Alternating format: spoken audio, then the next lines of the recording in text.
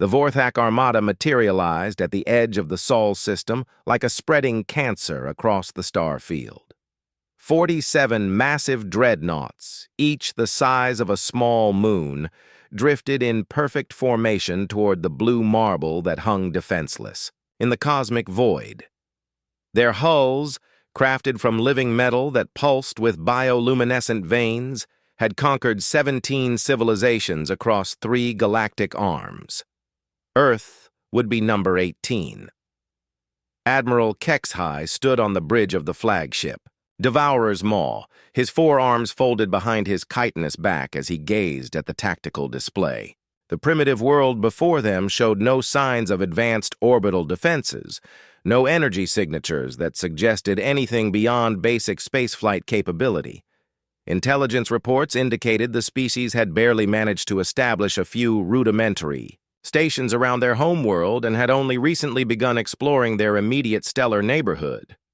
Pathetic. He clicked in the ancient Vorthak tongue, mandibles chattering with amusement. Their transmissions indicate they still fight, among themselves with chemical explosives. This will be over before their sun sets on their largest continent. Navigation Officer Zilmoth approached with measured steps, her sensor tendrils twitching with uncertainty. Admiral, long-range scouts report something unusual. There's a massive energy signature approximately 3 light hours beyond the outer planets. It appears to be moving. HFY's compound eyes shifted to regard her with irritation. Elaborate.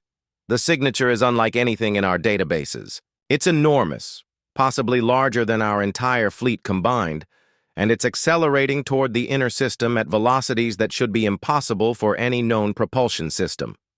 The Admiral's mandibles ceased their chittering. In 3 centuries of conquest, the Vorthak had encountered every form of defensive strategy imaginable. Desperate last stands, hidden weapon platforms, even entire worlds that chose self-destruction over subjugation, but never had they encountered something that could generate an energy signature of such magnitude. Time to intercept? If current. Trajectories hold. 14 hours. HFY pondered this development. Perhaps these humans had allies, some unknown species that had chosen to intervene. It mattered little. The Vorthak had faced coalitions before. Numbers meant nothing against their superior technology and battle-hardened tactics. Signal the fleet. Maintain course and speed. Whatever approaches, we will crush it as we have crushed all others. He paused, studying the readouts more carefully. But increase scanner resolution. I want to know what we're dealing with. Meanwhile, in the depths of space beyond Neptune's orbit, something stirred within the colossal energy signature. The UES Ragnarok's dawn had been humanity's greatest secret for nearly a decade. A kilometer-long vessel that represented the absolute pinnacle of human engineering and determination. Built in the hidden shipyards of the Kuiper Belt, powered by controlled singularity drives, and armed with weapons that could crack moons, it was humanity's answer to a hostile universe. Captain Varek Holland stood in the ship's command center, surrounded by holographic displays showing the approaching alien fleet. His weathered face betrayed no emotion as he watched the tactical projections update in real time. Behind him, the ship's quantum AI, codenamed Aegis, processed thousands of variables per second, calculating optimal strike patterns and defensive configurations. Analysis complete, Captain, Aegis announced in its eerily calm, synthetic voice. Enemy fleet consists of 47 capital ships, bioorganic construction, energy output suggesting antimatter-based weapons systems. Estimated threat level: severe but manageable. Manageable, Hollins repeated with a grim smile. Let's hope you're right about that. The bridge crew worked in focused silence, each member hand-picked from Earth's finest military minds. They knew the stakes. If they failed here, humanity's homeworld would burn, and 8 billion souls would face extinction or worse, slavery under an alien boot. Signal received from Earth Command, Communications Officer Rin Valdez reported. They're requesting status. Update. Tell them we're about to find out if 10 years of preparation was enough, Hollins replied, his eyes never leaving the tactical display. And remind them, if we don't make it back, they need to be ready for the long war. As the Ragnarok's dawn continued its silent approach through the void, both fleets remained unaware that this encounter would reshape the balance of power across the galaxy and prove that humanity's greatest strength wasn't their technology, it was their refusal to surrender. The Vorthak fleet maintained its relentless advance toward Earth, their formation perfect despite the growing unease among the crew. Admiral HFY had fought in the Meridian Wars, crushed the crystal cities of Altair Prime, and personally commanded the siege that brought down the collective of suns.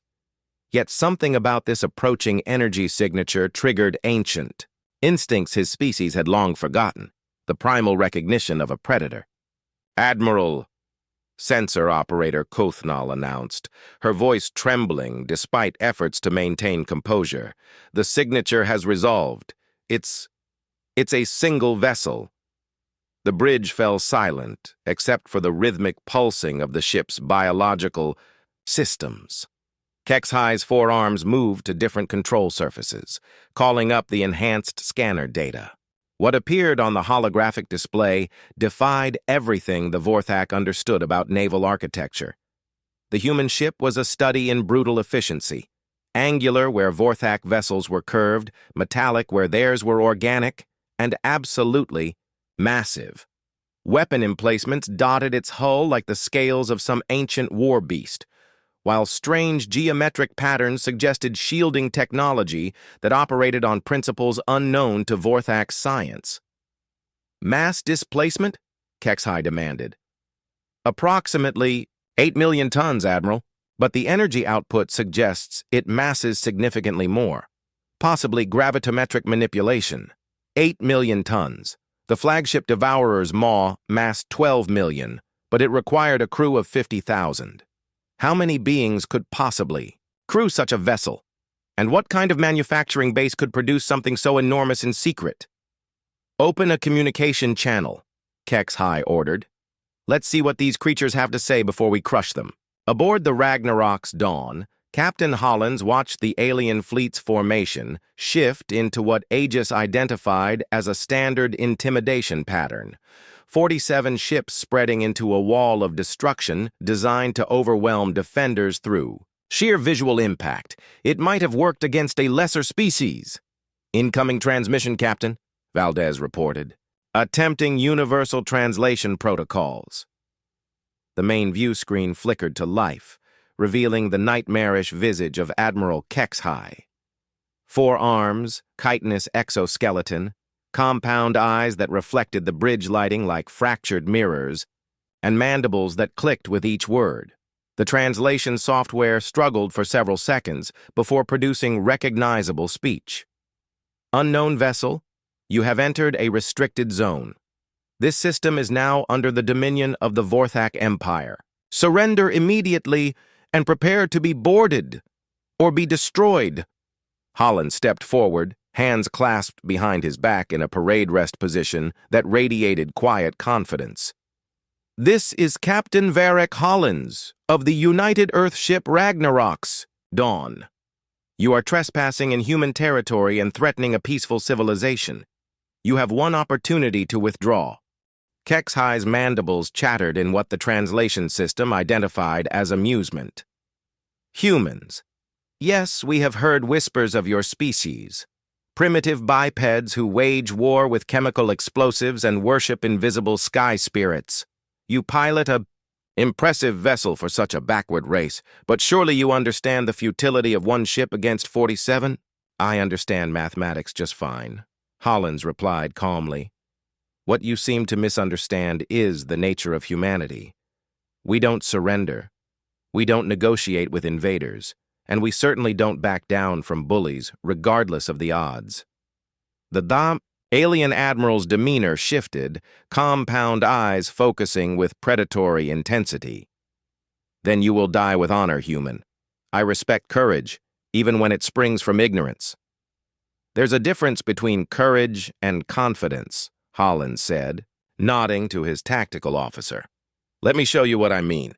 Lieutenant Commander Dex Nakamura's fingers danced across his console, bringing the Ragnarok's Dawn's weapon systems online. The ship's hull began to glow as energy conduits fed power to the main batteries, and space around the vessel shimmered as defensive fields activated. On the Vorthak flagship, every alarm began screaming simultaneously. The energy readings from the human vessel spiked beyond anything their sensors were designed to measure, and targeting systems struggled to lock onto a ship that seemed to bend space around itself. "Impossible," Cothnall whispered. "Admiral, their power output just increased by a factor of 10. No, 20. Sir, the readings are off our scales." Kexhai stared at the tactical display in growing disbelief. The single human ship now registered energy levels that rivaled their entire fleet. Either their sensors were malfunctioning or these primitive humans had mastered technologies that the Vorthak considered theoretical impossibilities. "All ships, prepare for battle," he commanded, his voice carrying across the fleet communications network. "Target the human vessel and fire on my command." But as 47 massive alien warships powered their weapons and adjusted their positions, Captain Hollins remained perfectly still, watching the tactical display with the patience of a predator. The Ragnarok's Dawn had been built for this moment, not just to fight, but to send a message that would echo across the galaxy. Humanity was no longer hiding in the shadows of their small yellow star. They had ships, they had weapons, and most importantly, they had the will to use both against anyone who threatened their world. The first shots were about to be fired in a war that would determine whether Earth remained free or joined the countless dead worlds in the Vorthak Empire's wake. The moment Kexhai gave the order to fire, space erupted in violence that defied the cold silence of the void. 47 Vorthak dreadnoughts unleashed their fury simultaneously, streams of antimatter that could vaporize continents, plasma bolts that burned hotter than stellar cores, and graviton torpedoes designed to collapse matter at the subatomic level. The assault should have reduced any ship to component atoms. Instead, the Ragnarok's Dawn seemed to absorb the incoming fire like a stone swallowing raindrops. Defensive screens flared to life around the human vessel, creating geometric patterns that bent space itself, redirecting energy weapons into harmless dispersal and causing physical projectiles to simply miss, as if reality had been rewritten around the ship's hull. "What in the void, Mother's name?" Kexhai breathed, his compound eyes struggling to process what they were witnessing. Captain Hollins watched the light show with grim satisfaction. Humanity had spent the better part of a decade studying every piece of alien wreckage they could find, every energy signature they could detect, preparing for this exact scenario. The Ragnarok's Dawn wasn't just a warship, it was humanity's thesis statement on the nature of interstellar warfare. Aegis analysis of enemy weapon systems, conventional antimatter-based technology with biological targeting integration. The AI responded instantly. Approximately 200 years behind current human military theory. Recommend immediate counter-battery fire to demonstrate technological superiority. Nakamura, you're authorized for Pattern 7 engagement. Show them what human engineering looks like. The tactical officer's grin was predatory as his hands moved across the firing controls. "With pleasure, Captain." The Ragnarok's Dawn's response was surgical and devastating. Instead of the broad energy discharges favored by the Vorthak, the human ship fired focused beams of coherent antimatter that punched through shields and armor like needles through paper. In the span of 30 seconds, 3 Vorthak dreadnoughts simply ceased to exist, not destroyed, not damaged, but completely disintegrated down to the quantum level. The silence on the Vorthak command frequency was deafening. "Impossible," Cothnall whispered, her sensor tendrils curling in species-deep terror. "Admiral, our most advanced shields barely registered those weapons. They bypassed our defenses completely." Kexhai stared at the tactical display where 3 of his ships had been moments before. In 3 centuries of warfare, he had never seen weapons of such precision and power. These humans had somehow developed technology that made the Vorthak Empire's finest achievements seem like children's toys. All ships, evasive maneuvers, maintain distance and continue firing. But even as he gave the orders, Kexhai knew they were facing something beyond their experience. The human ship moved through their formation like a shark among minnows, its weapons reaching out with casual lethality to touch ship after ship. Another dreadnought vanished in a flash of converted matter. Then another. The Ragnarok's dawn wasn't just fighting.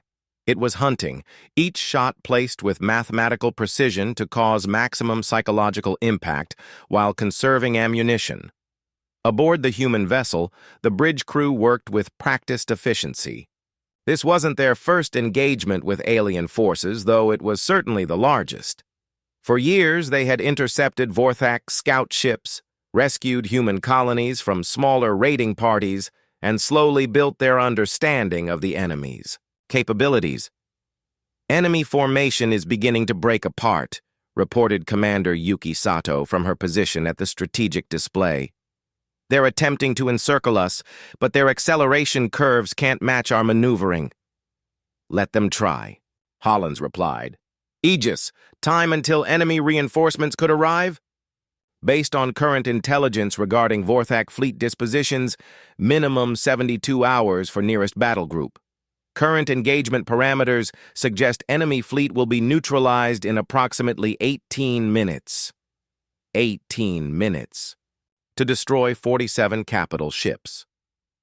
The mathematics were staggering, but the Ragnarok's dawn had been designed around a simple principle. If humanity was going to fight aliens, they were going to fight to win. The Vorthak fleet's desperate maneuvers grew increasingly frantic as more ships fell to the human vessel's precise fire. Kexhai watched centuries of naval doctrine crumble as the enemy demonstrated mobility, firepower, and defensive capabilities that rendered traditional battle tactics obsolete. "Signal all ships," he commanded, his voice heavy with the weight of defeat. "Emergency translation to hyperspace. We retreat to regroup and—" "Negative, Admiral," his navigation officer interrupted. "Hyperspace is blocked. Some kind of interdiction field surrounding the entire system." Kexhai's mandibles ceased their clicking entirely. Interdiction technology was theoretical even by Vorthak standards, requiring energy expenditures that made it impractical for anything but the largest fixed installations. To deploy it from a single mobile platform was impossible, unless, of course, you were human. "Sir," Kothnal reported, her voice barely above a whisper. "The human vessel is hailing us again." Captain Hollins appeared on their view screen, his expression unchanged from their first communication. Behind him, the bridge of the Ragnarok's dawn hummed with quiet efficiency. No panic, no desperation, just professional competence applied to the business of war. "Admiral Kexhai," Hollins said calmly, "you now have 17 ships remaining. Your hyperspace drives are inoperable, and your conventional engines can't outrun my weapons. I'm prepared to offer terms." Kexhai drew himself to his full height, 4 arms spread in a gesture of defiance despite the hopelessness of his situation. "The Vorthak do not surrender." "I'm not asking you to surrender," Hollins replied. "I'm asking you to deliver a message." The remaining Vorthak ships hung motionless in space, their crews watching in stunned silence as the human vessel positioned itself at the exact center of their broken formation. The Ragnarok's dawn had not moved to finish them off, nor had it demanded their surrender in the traditional sense. Instead, it simply waited, its weapons powered down but clearly ready to resume the slaughter at a moment's notice. Admiral Kexhai struggled to comprehend the tactical situation. In his centuries of experience, enemies either fought to the death or surrendered completely. This pause in hostilities suggested something far more complex than simple warfare. "The human is maintaining position," Kothnal reported. her voice still trembling from watching 30 of their finest warships reduced to scattered atoms. No weapon signatures, but their shield generators remain active. What kind of message requires the destruction of 2/3 of my fleet? HFY demanded through the communication link. Captain Hollins clasped his hands behind his back, his posture radiating the quiet confidence of someone who held absolute power in the current situation. The kind that needs to be taken seriously. Your empire has been expanding unchecked for how long? 3 centuries? 4?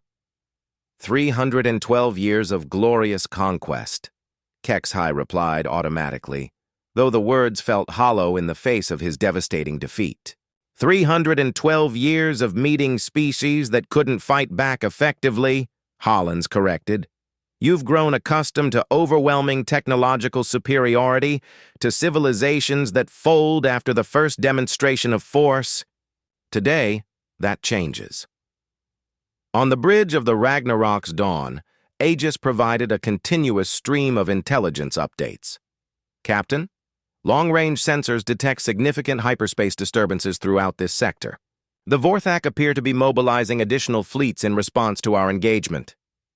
Expected, Hollins nodded. How many? Conservative estimates suggest between 200 and 300 capital ships, with supporting vessels likely numbering in the thousands.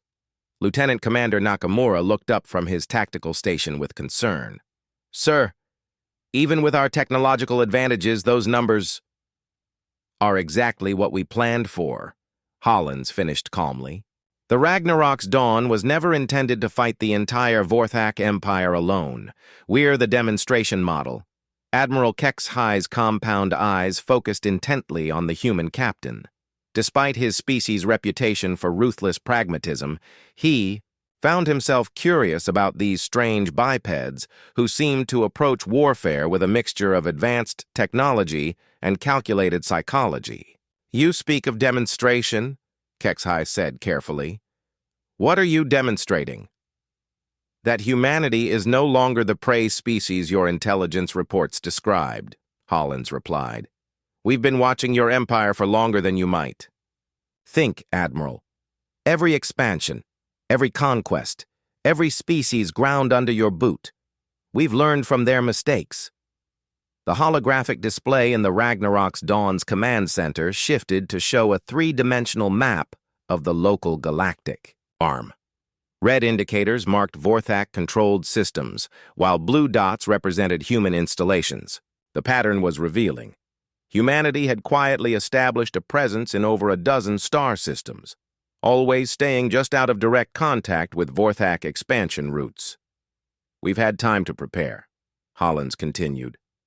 Time to build, time to plan, and time to develop technologies specifically designed to counter your military doctrine. The ship you're facing isn't unique, Admiral. It's the prototype. HFY felt something he hadn't experienced in decades, genuine fear. Not for his own life, which he had always been prepared to sacrifice in battle, but for the future of his empire. If the humans possessed the industrial capacity to build multiple vessels of this capability, impossible, he whispered. No species develops such advanced technology in isolation. You would need resources, raw materials, manufacturing infrastructure, which we've been quietly acquiring while your attention was focused on easier targets.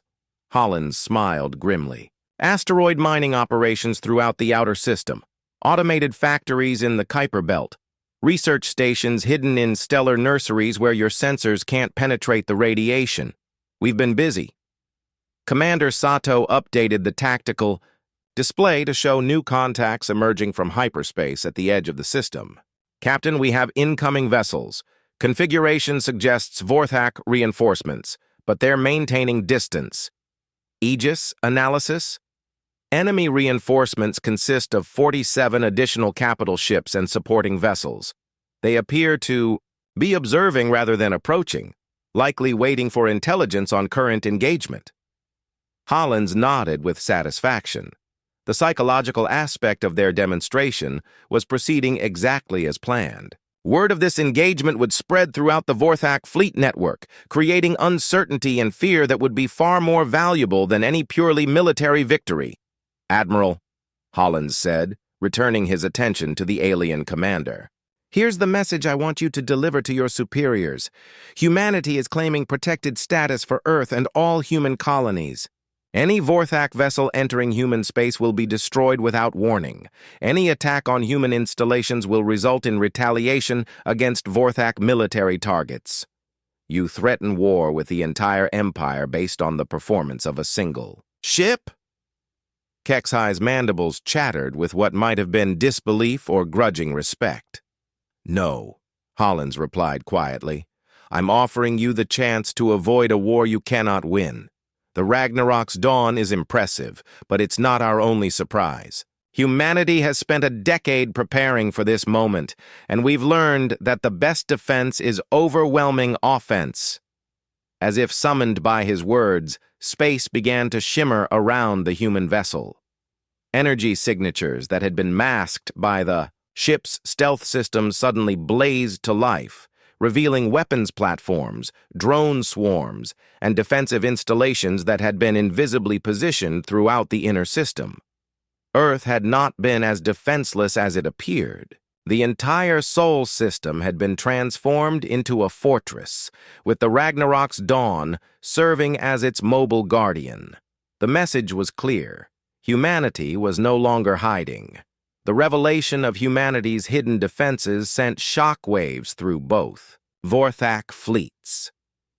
What had appeared to be a single desperate ship making a hopeless stand was revealed as the tip of a military iceberg that spanned the entire solar system. Admiral Kexhi's sensor displays lit up with contacts that had been invisible moments before. Weapon platforms nestled among the asteroid belt, massive railguns hidden within Jupiter's radiation shadow, and swarms of automated defense drones that could appear anywhere in the system within minutes. Fleet Commander Thax Will, commanding the reinforcement fleet from the edge of the system, opened a priority channel to Kexhi's flagship. His image appeared on the bridge displays, revealing the characteristic scars of a veteran commander who had personally led the conquest of 7 star systems. "Kexhi, report your status immediately," Thaxwill demanded, his 4 arms gesturing aggressively. "Long-range sensors indicate massive energy discharges and the loss of multiple capital ships." Admiral Kexhi found himself in the unprecedented position of having to explain a defeat that defied everything the Vorthak understood about warfare. The humans possess technology far beyond our intelligence estimates. A single vessel destroyed 30 of our ships with apparent ease, and now reveals defensive installations that suggest system-wide militarization. A single ship? Thaxwill's mandibles clicked in disbelief. Impossible. No species develops such capabilities without our knowledge. You must have encountered some form of ancient automated defense system. The vessel is crewed by humans, and its captain is currently dictating terms to me as if I were a newly conquered barbarian, Kexhi replied with bitter honesty. These are not the primitive tool users our scouts described. Aboard the Ragnarok's dawn, Captain Hollins monitored both Vorthak communications and the positioning of the reinforcement fleet. Aegis provided constant updates on enemy movements, tactical options, and probability assessments for various engagement scenarios. The reinforcement commander appears to be more aggressive than our current opponent, Aegis observed. Personality profile suggests he will attempt to restore Vorthak prestige through direct assault rather than strategic withdrawal. Expected. Hollins nodded. Military cultures based on conquest don't adapt well to encountering superior force. Commander Sato, status of our system defenses? All installations report ready status, Captain.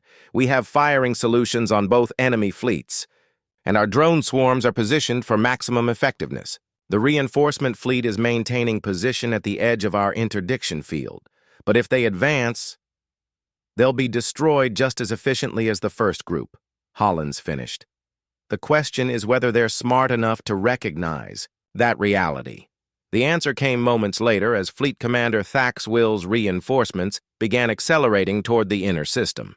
47 fresh Vorthak dreadnoughts, their hulls gleaming with bioluminescent threat displays, advanced, in a formation designed to overwhelm defenders through sheer firepower concentration. "Incoming transmission from the reinforcement commander," Lieutenant Valdez reported. Thaxwill's image appeared on the main view screen, his scarred features twisted with barely controlled rage.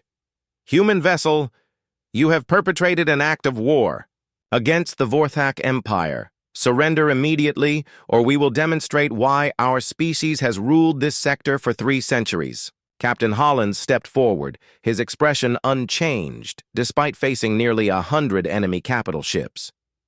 "Fleet Commander Thaxwill, I believe, your reputation precedes you, the Butcher of Altair Prime, responsible for the genocide of 6 billion Crystal Singers. I'm curious to see how that experience serves you against an opponent that can fight back."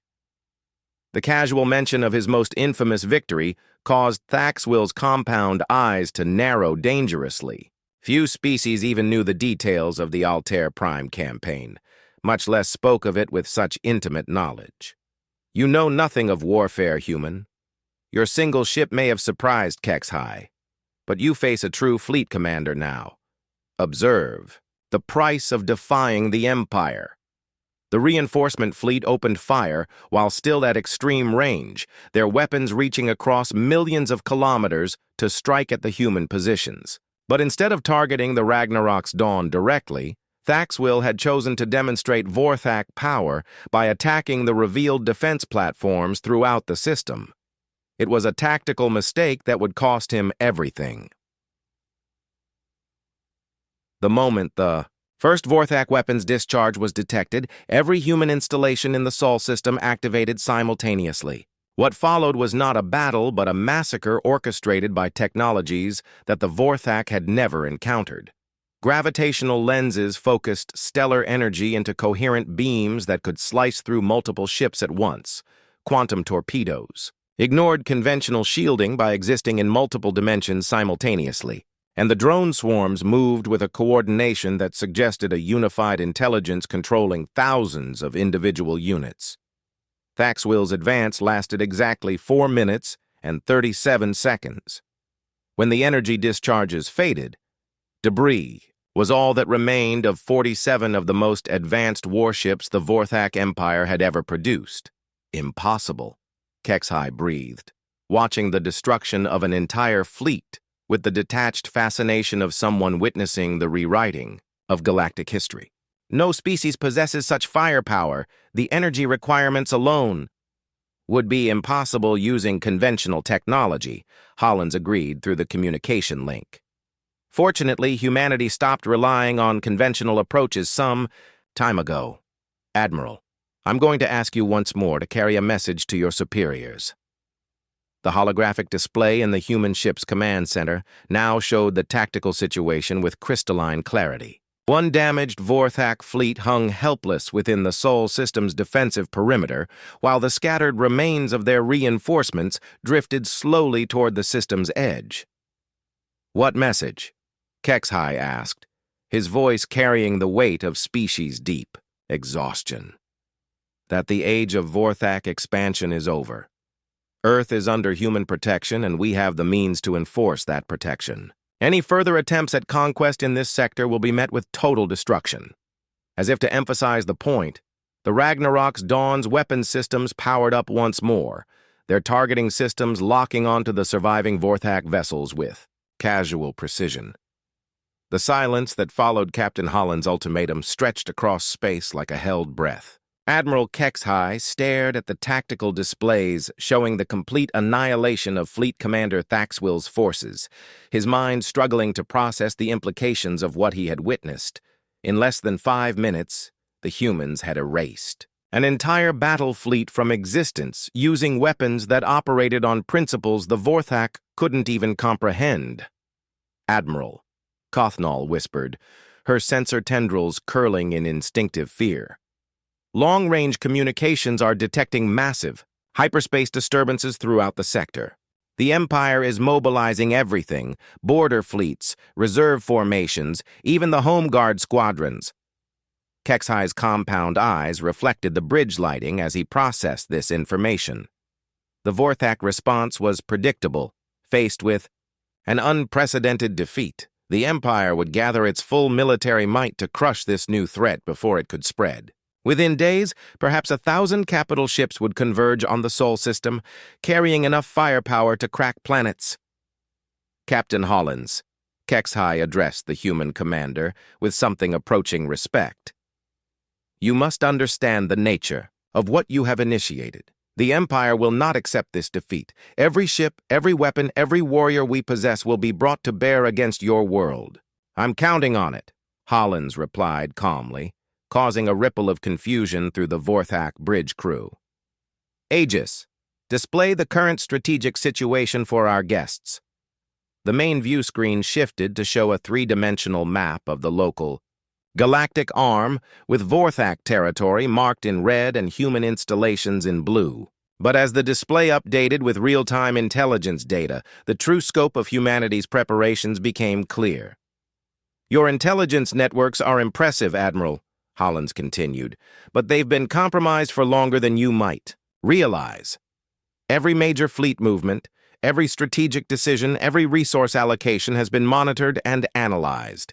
We know exactly where your reinforcements are coming from, and we know exactly when they'll arrive. The map zoomed in to show hyperspace corridors leading toward the Sol system, each marked with estimated arrival times and fleet compositions. The precision of the intelligence was staggering. Humanity somehow had access to information that should have been classified at the highest levels of Vorthak command. Impossible, Kexhi muttered. Our communications are quantum encrypted, our networks isolated from external access. Nothing is impossible with sufficient preparation and motivation, Commander Sato interjected from her station. Captain, we're receiving confirmation signals from observation posts 7 through 15. All enemy fleets are proceeding according to predicted vectors. Hollins nodded, his expression remaining neutral despite the magnitude of what he was orchestrating. Admiral, what you're about to witness is the culmination of 10 years of careful planning. The Sol system isn't just defended, it's bait. The implications hit Kexhi like a physical blow. The humans hadn't just prepared to defend their homeworld, they had deliberately provoked the Empire into committing its entire military force to a single decisive engagement. Every ship that came to destroy Earth would be walking into a trap of unprecedented scale. You're gambling with the lives of 8 billion of your own kind, Kexhi said, his voice carrying a mixture of horror and grudging admiration. If your calculations are wrong, if your defenses fail, then humanity dies with honor, rather than living as slaves, Hollins replied. But our calculations aren't wrong, Admiral. We've had a very long time to prepare for this moment. The strategic display updated again, revealing the true extent of human preparations. Hidden manufacturing facilities throughout the outer system, automated defense networks spanning multiple star systems, and technologies that suggested humanity had made breakthrough discoveries in physics, engineering, and artificial intelligence. How? Kexhi demanded. How does a species develop such capabilities in secret? The resources alone would require the full industrial output of a dozen star systems, the cooperation of every human government, and the absolute dedication of our entire species to a single goal. Hollins finished. Survival. When extinction is the alternative, humans are capable of remarkable things. On the Vorthak flagship's secondary displays, real-time intelligence showed the convergence of every major Imperial fleet toward the Sol system. The Grand Armada, a force that had never been assembled in the Empire's history, was being created specifically to crush humanity's defiance. Over 3,000 capital ships, Kothnal reported with awe. Every battle-tested commander, every advanced weapon system, every elite formation. The Empire is committing everything. Perfect, Hollins said quietly. Aegis, initiate Contingency 7. Signal all stations to prepare for Operation Prometheus. Confirmed, Captain. All human forces, Report ready status. Estimated time to full enemy convergence, 18 hours, 37 minutes. HFY felt the weight of galactic history settling around him. Whatever happened in the next day would determine the future of both species, and possibly the balance of power throughout the galaxy. The humans had engineered a situation where the Vorthak Empire would either achieve total victory or face complete destruction, with no middle ground possible. "Admiral," Hollins said, his voice carrying a note of genuine respect, "I'm going to offer you and your remaining crews a choice. You can stay and witness what happens when an unstoppable force meets an immovable object, or you can take your ships and return to Vorthak space with my message." And what message would that be? That humanity extends an offer of peace to any species willing to coexist rather than conquer. The age of empire is ending, Admiral. The question is whether your people will adapt to the new reality or be consumed by it. As if to underscore his words, space around the Sol system began to shimmer with energy patterns that defied easy classification. Whatever Operation Prometheus entailed, it was already beginning to unfold, and the Vorthak survivors found themselves with front-row seats to what might be the most significant military engagement in galactic history. The final 18 hours passed with the inexorable certainty of an approaching storm. Throughout Vorthak space, the greatest military force in the Empire's history converged on the Sol system, 3,047 capital ships, accompanied by tens of thousands of support vessels, fighters, and assault craft. Every veteran commander, every elite formation, every experimental weapon the Empire possessed was being brought to bear against a single yellow star and its collection of primitive worlds.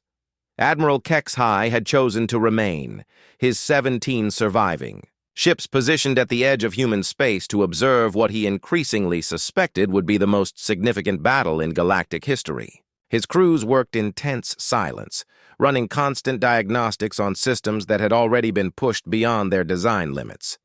The human interdiction field held them in place, but more importantly, morbid curiosity and professional duty kept them watching.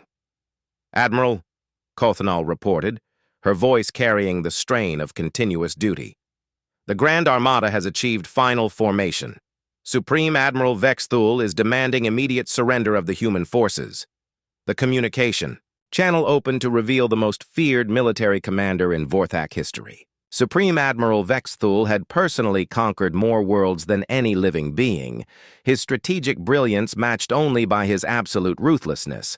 4 additional arms had been surgically grafted to his torso to accommodate the neural interfaces, required for commanding the largest fleet in known history. "Human vessel!" Vexthul's synthesized voice carried the weight of absolute authority. "I am Supreme Admiral Vexthul, commander of the Grand Armada. Your species has committed acts of war against the Vorthak Empire.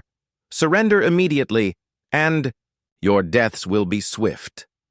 Captain Hollins appeared on the communication screen, his uniform immaculate despite the hours of preparation. Behind him, the bridge of the Ragnarok's dawn hummed with quiet activity as his crew made final preparations for what they all knew would be humanity's defining moment. "Supreme Admiral," Hollins acknowledged with professional courtesy, "I'm familiar with your reputation.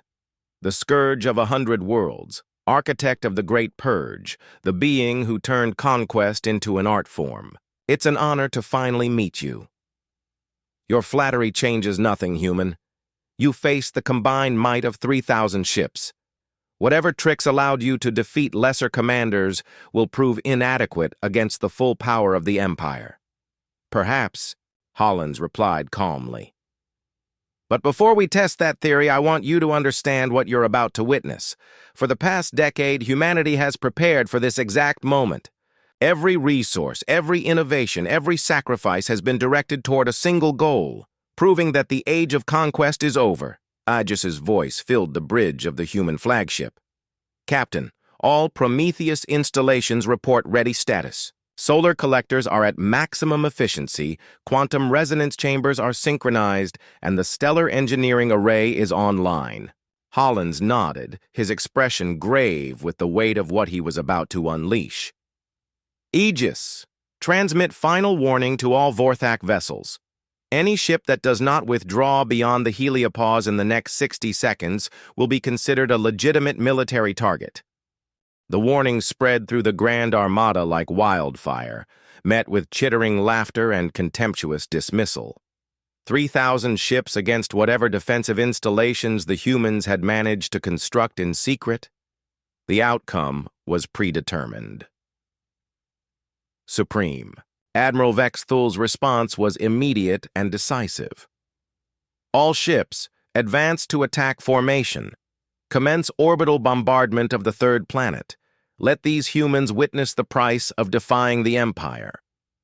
The Grand Armada began its advance, a wall of destruction that blotted out the stars. Weapon systems that could sterilize continents powered up, targeting systems locked onto Earth's blue-white marble, and the greatest military force in galactic history prepared to demonstrate why the Vorthak Empire had remained unchallenged for 3 centuries. That was when humanity revealed the true nature of Operation Prometheus. The first sign was a change in the sun itself. Sul, the quiet, yellow star that had nurtured life on Earth for billions of years, began to pulse with rhythms that defied stellar physics. Magnetic field lines that normally contained solar flares twisted into geometric patterns, focusing stellar energy with impossible precision. "What are they doing?" Vexthul demanded, his multiple arms working frantically at control interfaces as his sensors struggled to process the readings. The answer came not in words, but in action. Beams of concentrated stellar plasma, each carrying the energy output of a small star, reached across the solar system to touch the advancing Vorthak fleet. Ships that had survived the conquest of worlds, vessels armed with weapons that could crack moons, simply ceased to exist as they were converted to their component atoms by energies that operated on a scale previously reserved for natural phenomena. But the solar manipulation was only the beginning. Throughout the system, installations that had been invisible moments before blazed to life with technologies that rewrote the fundamental laws of physics. Gravitational lenses focused not just light, but space-time itself, creating weapons that struck their targets in the past, present, and future simultaneously. Quantum tunneling devices allowed projectiles to bypass shields, armor, and distance itself, materializing inside enemy ships as if reality was merely a suggestion. The Grand Armada, the pinnacle of Vorthak military might, began to die in ways that made conventional warfare seem quaint by comparison. "Impossible," Vexthul whispered, watching entire formations of his ships vanish into quantum foam. "No species develops such technology. The energy requirements alone would require the full output of a star," Hollins finished through the communication link, "which is exactly what we've been preparing to harness. Humanity learned long ago that if you're going to fight gods, you need to become something greater." Supreme Admiral Vexthul stared at his tactical displays as centuries of military doctrine crumbled before his compound eyes. The humans weren't just using advanced technology. They had somehow learned to weaponize the fundamental forces of the universe itself. "Signal all ships," he commanded, his voice carrying the weight of species-deep exhaustion. "Emergency withdrawal. Full retreat to the outer rim." But even retreat was denied to them. The human interdiction field had expanded to encompass the entire system, trapping the Grand Armada within range of weapons that operated beyond conventional understanding. Ships that tried to flee found their hyperspace drives inoperable, their conventional engines inadequate to escape the careful trap that humanity had spent a decade constructing. In less than 1 hour, the greatest military force in galactic history was reduced to scattered debris and a handful of surviving vessels whose crews had lost the will to fight. Captain Hollins stood on the bridge of the Ragnarok's dawn, watching the end of an era play, out across his tactical displays. Around him, his crew worked with quiet efficiency to coordinate the final phases of Operation Prometheus, not just the defeat of the Vorthak Empire, but the transmission of a message that would reach every civilized species in the galaxy. Aegis, open communication channels to all surviving Vorthak commanders and broadcast on all frequencies. Channels open, Captain. Holland stepped forward, his image appearing on communication screens throughout the debris field that had once been the Grand Armada. When he spoke, his words carried the weight of humanity's transformation from prey to predator. To all species within range of this transmission, the Vorthak Empire's expansion has ended. Earth and all human territories are under the protection of the United Earth Federation. Any acts of aggression against human interests will be met with total retaliation. He paused, looking directly at the surviving Vorthak commanders who had witnessed their empire's dissolution. But this message carries more than a threat. Humanity extends an offer of alliance to any species willing to coexist peacefully. The age of conquest is over. The age of cooperation begins now. Supreme Admiral Vex Thule, commander of the mightiest fleet in galactic history, found himself in the unprecedented position of surrendering to a species that had been considered primitive savages only hours before. "What are your terms?" he asked, his voice carrying the weight of defeat. "Simple," Hollins replied. "Recognition of human sovereignty, cessation of all aggressive expansion, and participation in a new galactic order based on mutual cooperation rather than domination. In return, humanity offers our technological assistance in solving the resource shortages that drove your empire's expansion in the first place." As the survivors of the Grand Armada began broadcasting their surrender across Vorthak space, Admiral Kexhai sat in stunned silence on his damaged flagship. In a single day, he had witnessed the complete transformation of galactic politics. The Vorthak Empire, unchallenged for 3 centuries, had been broken by a species that refused to accept conquest as inevitable. But perhaps more importantly, humanity had proven that superior technology coupled with absolute determination could rewrite the rules of interstellar civilization. The strong no longer automatically preyed upon the weak, not when the weak possessed the will to become strong themselves. Earth remained blue and beautiful in the void, its 8 billion inhabitants unaware that they had just witnessed the birth of a new age among the stars. Humanity had faced extinction and chosen to fight back with everything they possessed, and they had won. The galaxy would never be the same.